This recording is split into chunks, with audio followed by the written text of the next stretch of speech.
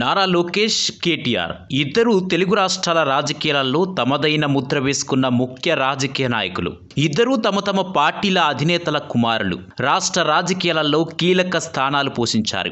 వారి రాజకీయ ప్రస్థానం, బలాలు, బలహీనతలను పోల్చి చూస్తే కొన్ని ఆసక్తికరమైన విషయాలు తెలుస్తున్నాయి. కేటీఆర్ తెలంగాణ ఉద్యమ నేపథ్యం నుండి వచ్చి తెలంగాణ రాష్ట్ర సాధనలో క్రియాశీలకంగా వ్యవహరించారు.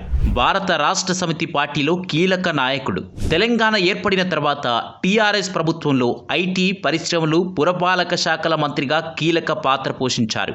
నారా లోకేష్ మొదటి నుంచి టీడీపీ పార్టీ కోసం పనిచేస్తారు. 2013లో క్రియాశీల రాజకీయాల్లోకి వచ్చి పార్టీ సంస్థాగత వ్యవహారాల్లో పాలు పంచుకున్నారు. 2017లో ఆంధ్రప్రదేశ్ ప్రభుత్వంలో ఐటీ, పంచాయతీరాజ్ శాఖల మంత్రిగా పనిచేస్తారు. కేటీఆర్ తెలంగాణ ఐటీ మంత్రిగా హైదరాబాద్ను గ్లోబల్ టెక్ హబ్గా మార్చడంలో, పెట్టుబడులను ఆకర్షించడంలో విజయం సాధించారు. టీ హబ్ వంటి వినూత్న కార్యక్రమాలను ప్రారంభించారు.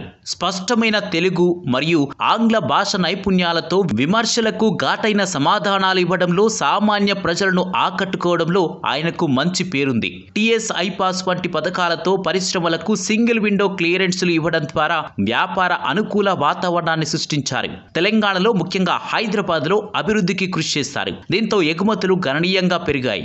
నారా లోకేష్ పంచాయతీరాజ్ మరియు గ్రామీణాభివృద్ధి మంత్రిగా గ్రామీణ ప్రాంతాల్లో తాగునీటి సరఫరా, ఎల్ఈడి లైట్లు వంటి మౌలిక వస్తువుల కల్పనలో కీలక చర్యలు తీసుకున్నారు. 2023-24 మధ్య 400 రోజుల పాటు 4000 కిలోమీటర్ల పాదయాత్ర చేసి ప్రజలతో ప్రత్యక్ష సంబంధాలు ఏర్పరచుకున్నారు. ఇది పార్టీకి తిరిగి అధికారం రావడంలో కీలక పాత్ర పోషించింది. 2019లో ఓడిపోయిన మంగళగిరి నియోజకవర్గం నుంచి 2024లో భారీ మెజారిటీతో గెలిచి మంత్రిగా మరోసారి బాధ్యతలు చేపట్టారు. ఆంధ్రప్రదేశ్ రాష్ట్ర ఐటీ, మానవ వనరుల అభివృద్ధి శాఖ మంత్రిగా తెలుగుదేశం పార్టీలో జాతీయ ప్రధాన కార్యదర్శిగా వ్యవహరిస్తున్నారు. విశాఖపట్నంలో గూగుల్ ఏఐ హబ్తో సహా పలు భారీ పెట్టుబడులను ఆంధ్రప్రదేశ్కు ఆకర్షించారు. పార్టీలో డిజిటల్ ప్రచారం, పాలనలో సాంకేతికత వినియోగం వంటి అంశాలపై దృష్టి పెట్టారు. ఇక ప్రతిపక్షంలో ఉన్నప్పుడు కేటీఆర్ పై కాంగ్రెస్ నాయకులు తీవ్ర ఆరోపణలు చేశారు. ముఖ్యంగా కేటీఆర్ లోకేష్ ను రహస్యంగా కలిశారని, ఇది తెలంగాణ ప్రయోజనాలకు విఘాతం కలిగిస్తుందని ముఖ్యమంత్రి రేవంత్ రెడ్డి ఆరోపించారు. నారా లోకేష్ గతంలో ఆయన మాట్లాడిన తెలుగుపై తరచూ సోషల్ మీడియాలో విమర్శలు వచ్చేవి. కానీ ఇప్పుడు పాదయాత్ర తర్వాత ఆయన తన తెలుగుపై పట్టు మెరుగుపరుచుకున్నారని విశ్లేషకులు చెబుతున్నారు. ఇద్దరు యువ నాయకులే అయితే ఐటీ రంగాన్ని తమ రాష్ట్రాల అభివృద్ధికి కీలకంగా పరిగణిస్తారు. ఇద్దరూ తమ తమ రాష్ట్రాల్లో ఐటీ మంత్రులుగా పనిచేశారు. దీంతో ముఖ్యంగా ఐటీ, పారిశ్రామిక అభివృద్ధి అంశాలపై ఇరు రాష్ట్రాల మధ్య పోటీ కనిపిస్తుంది. మొత్తంగా కేటీఆర్, నారా లోకేష్ ఇద్దరు తెలుగు రాష్ట్రాల భవిష్యత్తును ప్రభావితం చేయగల శక్తివంతమైన నాయకులే.